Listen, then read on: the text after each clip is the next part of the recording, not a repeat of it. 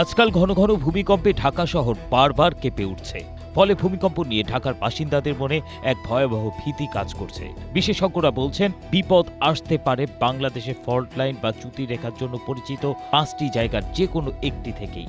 ইতিহাস সাক্ষী দেয়, এসব ফল্টে 7 বা তার বেশি মাত্রা ভয়াবহ ভূমিকম্প অতীতে ঘটে গিয়েছে। তাই তারা ধারণা করছেন, এইসব ফল্ট লাইন থেকে যে কোনো সময় আবারও ভয়াবহ ভূমিকম্প ঘটতে পারে।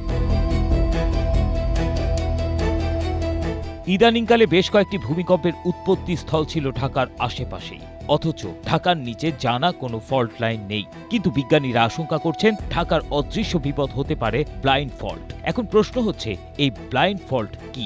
জীবন অবাক না করলে কে করবে? 28% মিল্ক ফ্যাটের অবাক করার সাথে ফ্রেশ মিল্ক পাউডার। জীবন অবাক করুক প্রতিদিন। ব্লাইন্ড ফল্ট হচ্ছে এমন ফল্ট যার সম্পর্কে ভূমিকম্প হওয়ার আগে সাধারণত ধারণা পাওয়া যায় না।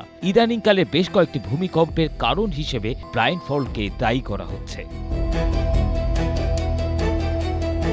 বিশেষজ্ঞরা গত কয়েক বছরের ভূমিকম্পগুলোকে পর্যালোচনা করে বলছেন, ভূত্বকের নিচে অনেক সময় নতুন ফল্ট সৃষ্টি হয়, আবার দীর্ঘদিনের নিষ্ক্রিয় থাকা কোনো পুরনো ফল্টও নতুন করে সক্রিয় হয়ে উঠতে পারে। এগুলো প্রায় সময় ভূমিকম্প সৃষ্টি করার আগে বোঝা যায় না। বিবিসি বাংলার এক প্রতিবেদন থেকে এই সব তথ্য পাওয়া যায়। ব্লাইন্ড ফল্ট হলো এমন এক ধরনের ফল্ট যা ভূপৃষ্ঠ পর্যন্ত পৌঁছায় না। তাই ভূপৃষ্ঠে কোনো চিহ্ন না থাকায় সাধারণ ভূতাত্ত্বিক মানচিত্রে এটি দেখা যায় না বা শনাক্ত করা অনেক কঠিন হয়। এই ধরনের ফল্ট অত্যন্ত বিপজ্জনক। বাংলাদেশে 2টি চিহ্নিত ব্লাইন্ড ফল্ট রয়েছে, একটি ময়মনসিংহে, অন্যটি রংপুরে।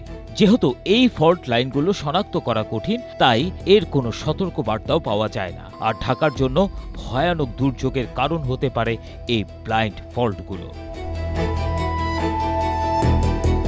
ABM Asaduzzaman, Asia post.